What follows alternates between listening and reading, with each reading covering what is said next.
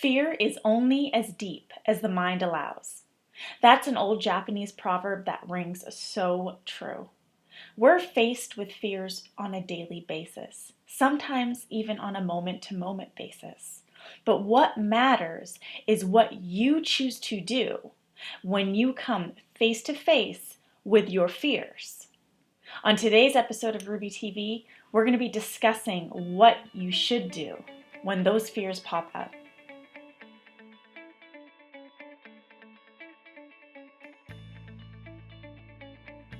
Now, we've all heard the saying, feel the fear and do it anyways, right?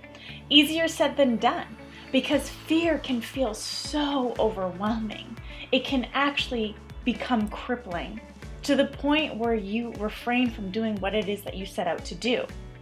Now, when you're faced with fear, you're also faced with two choices, and I want to discuss those choices.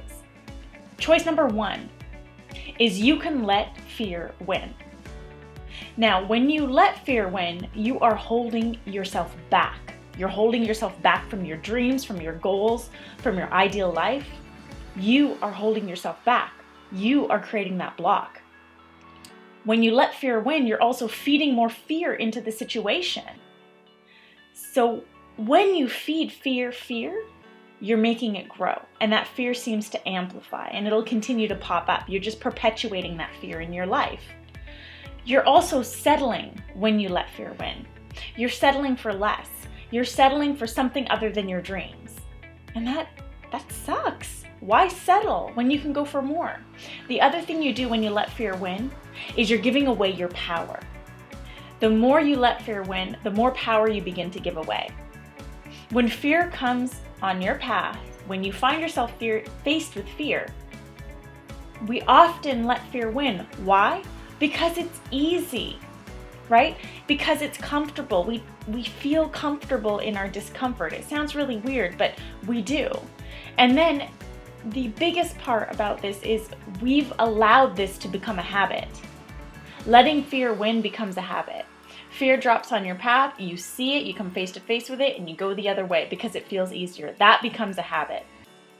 So it's all about reprogramming. Reprogramming how you choose to deal with your fears. So let's move on to choice number two.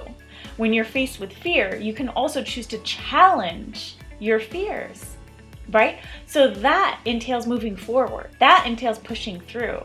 That's all about feeling the fear and doing it anyways. The more you push through your fears, the more you begin to dissipate that fear. So no more perpetuating the fear. You're dissipating the fear. And that's a good thing, right? Because who wants to continue feeling the same fears over and over and over again? When you challenge your fears, you're also taking an opportunity for growth, for transformation. Because if you let fear win, you're pushing away an opportunity for you to change, for you to do something different, for you to grow. But when you are challenging your fears, you're taking that opportunity to change, to transform, to shift, to experience something new, and that is a good thing. When you challenge your fears, you're also taking back your power. That is empowering. That is what helps you grow. That is what helps you up level in your life. So when you find yourself faced with fear, when fear drops its ugly head on your path and you see it face to face, remember that you have two choices here. You can let fear win, or you can challenge your fears. And I highly encourage you to challenge your fears because this is how we grow. This is how we achieve the things that we really truly want to achieve. This is how we get to that dream life. This is how we get the things that we truly want to experience in our life. So challenge your fears. If this message resonates with you, like, subscribe, share.